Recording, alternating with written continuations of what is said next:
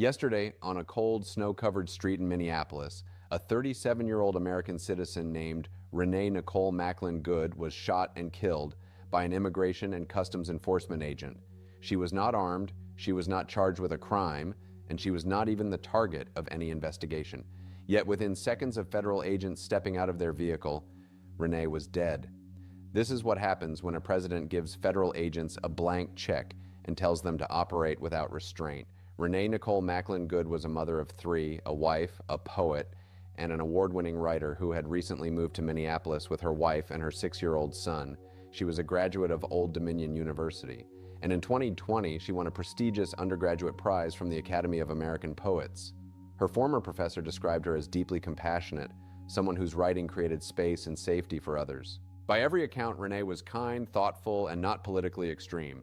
And yet, within hours of her death, the Trump administration labeled her a domestic terrorist. Domestic terrorist, though, without an This was an act of domestic terrorism, which is perpetuating. No investigation into who she was or what she was about, and yet now you're saying these policies and procedures that follow a use of force situation like this are continuing to be put in place. So this is standard operating procedure after every use of force situation, is that we follow these procedures and protocols. The shooting happened on Portland Avenue between 33rd and 34th Streets, less than a mile from where George Floyd was killed. Bystander video shows a red Honda Pilot stopped in the roadway as federal agents approach. One agent attempts to open the driver's door. Renee begins to pull forward slightly to the right. Another officer positions himself in front of the SUV, and then shots are fired. At least 2 rounds strike Renee in the head. The entire encounter lasts roughly 10 seconds. 10 seconds. That is all it took for federal agents to kill a mother on a Minneapolis street. The SUV continues forward briefly and then crashes into a parked car. Minneapolis police arrive and perform CPR.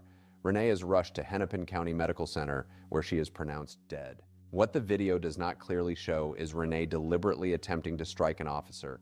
It does not show a violent criminal, and it does not show someone who deserved to be executed. That gap between what the public can see and what the federal government claims tells us everything. Minneapolis Mayor Jacob Frey watched the footage himself and rejected the federal government's claim that this was an act of self-defense, calling that narrative bullshit and garbage. He accused ICE of bringing chaos, not safety, into the city, of sowing fear, and of escalating situations rather than de-escalating them. His message to federal agents was blunt: get the hell out of Minneapolis. The Minneapolis police chief confirmed that Renee was not the subject of any known investigation, and the scene was turned over to the FBI and the Minnesota Bureau of Criminal Apprehension. But the Trump administration tells a very different story. They described Renee as a professional agitator and a domestic terrorist who allegedly weaponized her vehicle against federal officers. Homeland Security Secretary Kristi Noem claimed Renee had been stalking agents for hours.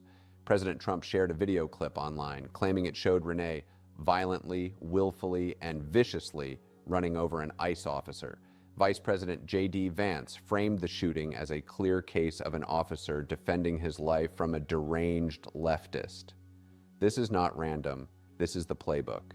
When federal agents kill someone, you destroy their character, turn the victim into the villain, and convince the public they deserved it. But multiple use of force experts say the video evidence does not support those claims. Under Department of Justice and ICE policies, officers are prohibited from firing at a moving vehicle unless there is an imminent threat to life and no reasonable alternative, such as stepping out of the vehicle's path.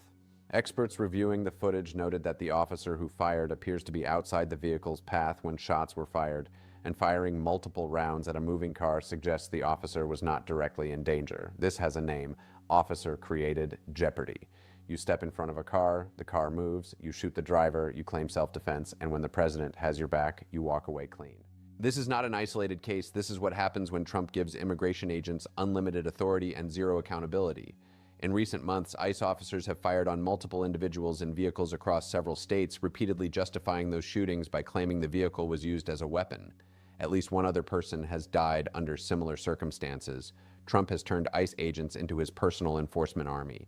He has given them the green light to operate aggressively, to dominate, and to intimidate. He has told them they are at war, and in war, people die. The administration also claims dramatic increases in assaults against ICE agents, numbers that critics say are unsupported and inflated to justify exactly this kind of force. If you convince the public that agents are under constant attack Every shooting becomes justified and every body becomes acceptable. Lost in all of this is the human cost.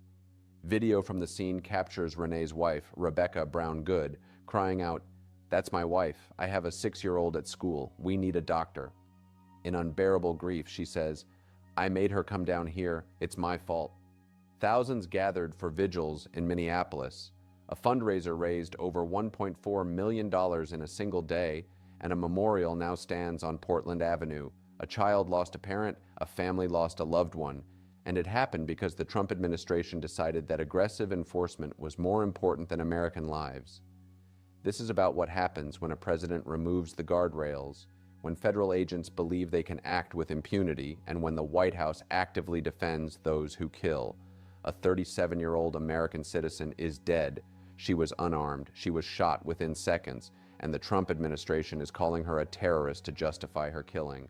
History will remember moments like this. Whether accountability follows or whether this becomes normalized depends on what happens now.